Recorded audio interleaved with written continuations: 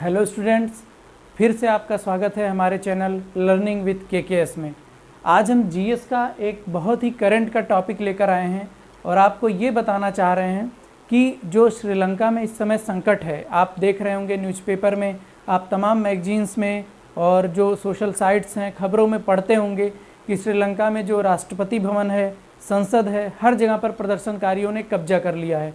इसी बीच एक और न्यूज़ आ रही थी कि श्रीलंका में जो सोशल मीडिया है वहाँ पे लोगों में ये अफवाह उड़ रही थी कि भारत 1987 की तरीके से जब राजीव गांधी जी प्रधानमंत्री थे तो उन्होंने जो शांति सेना भेजी थी उसी तरीके से फिर से श्रीलंका में अपनी सेना भेजने वाला है। तो वहाँ पे इस न्यूज़ से एक हड़कंप समझ गया था, लेकिन भारत का जो विदेश मंत्रालय है उसने उसके बाद ट्वीट करके ये चीज़ क्लियर की कि भारत श्रीलंका में किसी तरीके से अपनी सेना नहीं भेज रहा है।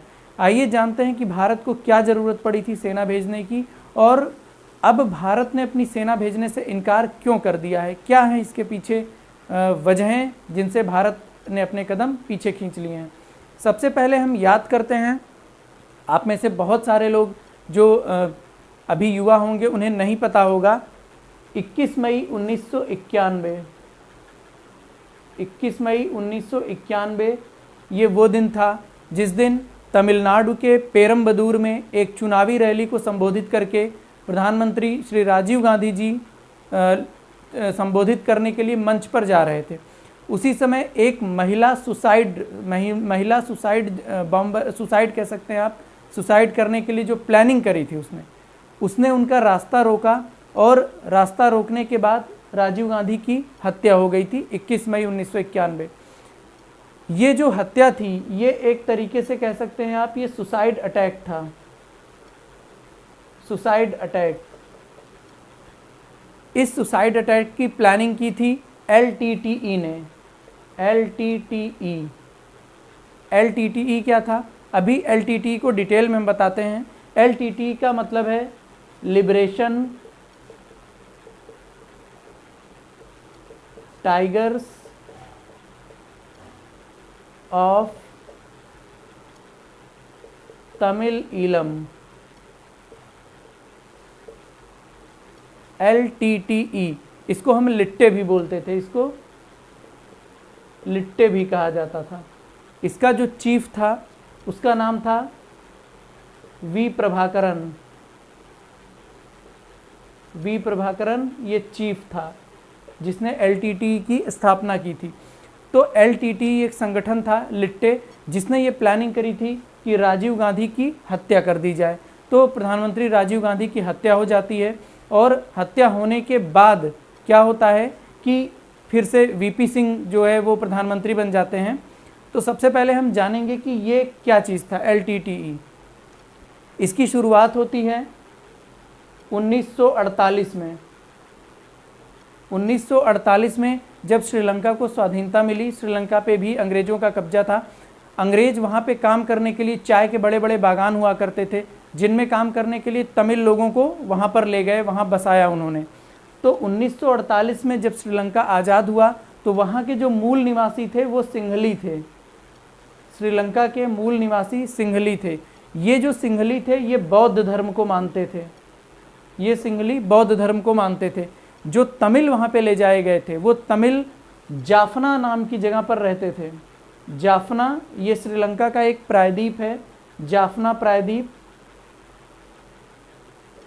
इस प्रायद्वीप पे तमिल लोगों को ले जाकर बसाया गया था और ये जो तमिल थे ये हिंदू थे, ये तमिल हिंदू थे। तो 1948 में जब श्रीलंका आज़ाद हुआ तो वहाँ पे सिंहली और तमिलों के बीच में आपस में लड़ाई शुरू हुई। सिंहलियों का ये मानना था कि हम श्रीलंका के मूल निवासी हैं तो यहाँ के संसाधनों पर पहला हक हमारा है, और तमिलों से उनका संघर्ष शुरू हो गया। तमिलों से ये जो संघर्ष शुरू हुआ, इस संघर्ष से उभर कर सामने आया एलटीटीई या लिट्टे नाम का संगठन। इस संगठन की जो स्थापना की थी वी प्रभाकरन ने करी थी और वी प्रभाकरन इस एलटीटीई का चीफ था। पहले तो ये संगठन एक आपसी विरोध के रूप में सामने आया था, लेकिन 1983 के आते आते यहाँ पे मार काट शुरू हो गई, आपस में लड़ाइयाँ, मार काट, एक दूसरे की हत्या करना ये शुरू हो गया। इसके बाद जो टाइम आता है 1983 के बाद 1987 में जब भारत में श्री राजीव गांधी प्रधानमंत्री थे और राजीव गांधी की सरकार थी, तो जब तमिलों में और एलटीटी में संघर्ष होता था तो भारत तमिलों का पक्ष लेता था। भारत क्या था कि जाफना में भारत ने अपनी सहायता भेजी, ठीक है, वो 2 जून 1987 का समय था, 2 जून 1987 को ये जो संघर्ष हो रहा था इसमें भारत तमिलों के पक्ष में था। तो तमिलों के लिए भारत ने राहत सामग्री या कह सकते हैं आप सहायता भेजी थी। इस सहायता को जो श्रीलंका की आर्मी थी, जो नेवी थी, श्रीलंकन नेवी ने इस सहायता को रोक दिया था। इस सहायता को रोकने के बाद फिर भारत, देखिए एक चीज़ और है कि श्रीलंकन नेवी ने इसे रोका क्यों था। 1987 में जो श्रीलंका के पीएम थे उनका नाम था जे.आर. जयवर्धने। एक इंटरेस्टिंग चीज़ यहाँ पे ये है कि जो जे.आर. जयवर्धने थे इनका झुकाव चीन और पाकिस्तान की तरफ ज़्यादा था। तो चीन और पाकिस्तान की तरफ झुकाव की वजह से ही इन्होंने श्रीलंकन नेवी को ये ऑर्डर दिया और उसने क्या किया, भारत की सहायता को रोक दिया।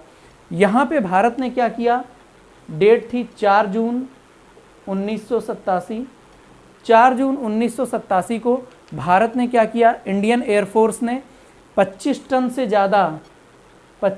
से ज़्यादा राहत सामग्री इंडियन एयरफोर्स ने अलग अलग 4 विमानों से श्रीलंका भेजा। दूसरी चीज़ क्या की, उन 4 विमानों को मिराज लड़ाकू विमानों से कवर कर दिया, ठीक है। वो विमान राहत सामग्री ले जा रहे थे, मिराज लड़ाकू विमान उन्हें कवर कर रहे थे।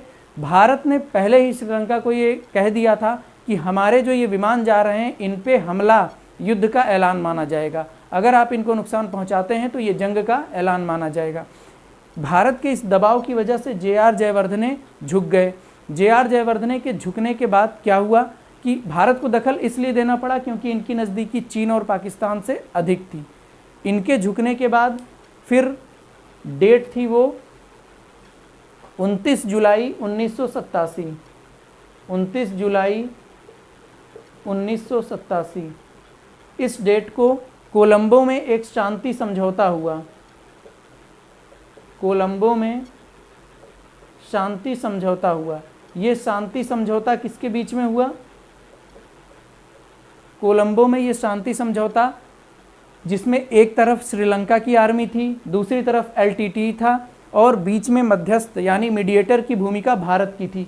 भारत ने इन दोनों के बीच में मीडिएटर की भूमिका अदा की और यहाँ पे एक शांति समझौते पे हस्ताक्षर हुए। इस शांति समझौते से एलटीटी का जो प्रमुख था वी प्रभाकरन, ये खुश बिल्कुल नहीं था। खुश क्यों नहीं था, ये चाहता था कि इसको एक आज़ादी मिले और श्रीलंका का एक पार्ट अलग करके एक अलग तमिल देश बनाया जाए, तो ये खुश नहीं था। बहरहाल इसको शांति समझौता मानना पड़ा। इसको राजीव गांधी ने दिल्ली बुलाया। दिल्ली में अशोका होटल है, वहाँ पे इनकी मीटिंग हुई। मीटिंग में ये तय किया गया कि श्रीलंका की जो सरकार बनेगी उस सरकार में इसको एक महत्वपूर्ण रोल दिया जाए। तो इस पे ये एग्री हो गया था। बट क्या हुआ कि जब ये एग्री हो गया तो उसके बाद राजीव गांधी ने लगभग 80,000 सैनिकों को शांति सेना के रूप में श्रीलंका भेजा, जिनका काम ये था कि वहाँ पे जो तमिल गुट हैं उनसे वो हथियार डलवा देंगे यानी समर्पण करा देंगे, और तमिल गुट के हथियार समर्पण करते ही जो जंग थी तमिलों और श्रीलंकन की वो ख़त्म हो जाएगी।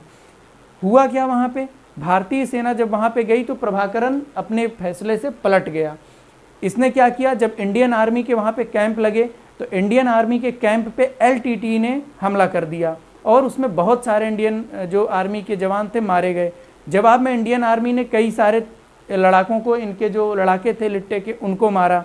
तो इस तरीके से क्या हुआ कि भारत की जो सेना वहाँ पे गई थी तमिलों से हथियार डलवाने के लिए, वो वहाँ पे एलटीटी के लड़ाकों से उलझ गई और उसी उलझने के बाद बहुत सारे भारतीय सैनिक वहाँ पे मारे गए।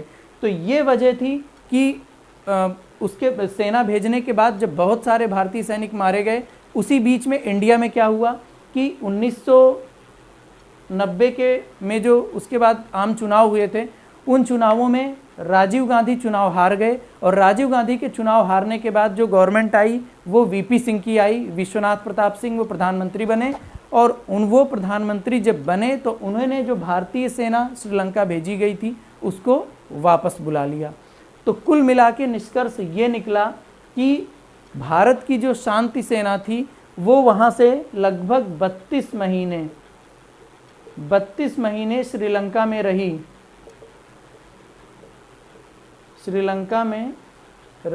32 महीने श्रीलंका में रहने के बाद भारत की शांति सेना वापस आ गई और इस तरीके से क्या हुआ कि भारत का सेना भेजना जो है वो असफल हो गया।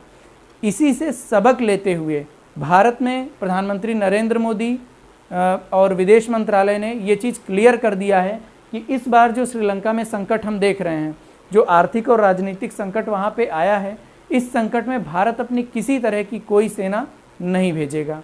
रही बात LTTE की, तो 2009 में मई का महीना था। 2009 मई में लिट्टे का जो चीफ था वी प्रभाकरन, इसको श्रीलंकन आर्मी ने मार दिया और इसके बाद से ही ये जो संगठन था ये इसका द एंड हो गया। तो ये पूरी कहानी थी LTTE के बनने की, भारत के शांति सेना भेजने की और वहाँ क्या क्या हुआ था। उम्मीद करता हूँ आपको ये पूरी स्टोरी समझ में आई होगी और इसको आप डिटेल में जान पाए होंगे। आगे ऐसी स्टोरीज और करंट के टॉपिक्स लेके आते रहेंगे। इसको ध्यान से देखिएगा और बताइएगा कि आपको इसमें क्या समझ में आया। ठीक है, चलिए फिर मिलते हैं नए टॉपिक के साथ। तब तक के लिए पढ़ते रहिए। All the best.